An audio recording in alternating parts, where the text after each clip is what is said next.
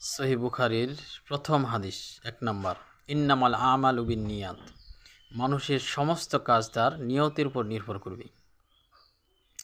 নিয়ত করা এটা হচ্ছে ফরজ। অবশ্যই প্রত্যেকটা কাজে নিয়ত করতে হবে। আপনি রোজা রাখবেন সেটার নিয়ত করতে হবে, নামাজ পড়বেন সেটারও নিয়ত করতে হবে, বা আপনি হজ করবেন সেটারও নিয়ত করতে হবে। প্রত্যেকটা কাজের নিয়ত রয়েছে, কিন্তু নিয়ত করতে হবে অন্তর থেকে। কিন্তু আমরা দেখতে পাই যে আমাদের দেশে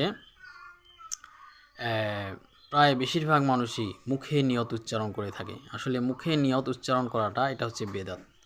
নিয়ত পড়ার কথা বলা হয় নাই, নিয়ত করতে হবে। নিয়ত অন্তর থেকে করা হয়। অন্তর থেকে নিয়ত মানে সংকল্প করা, অন্তর থেকে নিয়ত করতে হবে।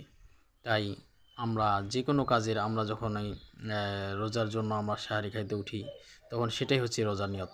নামাজ পড়ার জন্য আমরা মসজিদে যাই, নামাজ পড়তে যাচ্ছি, এটাই হচ্ছে নিয়ত। তাই আমরা নিয়ত যেভাবে রাসূল সাল্লাল্লাহু আলাইহি ওয়াসাল্লাম নিয়ত করেছেন সেভাবে আমরা নিয়ত করব।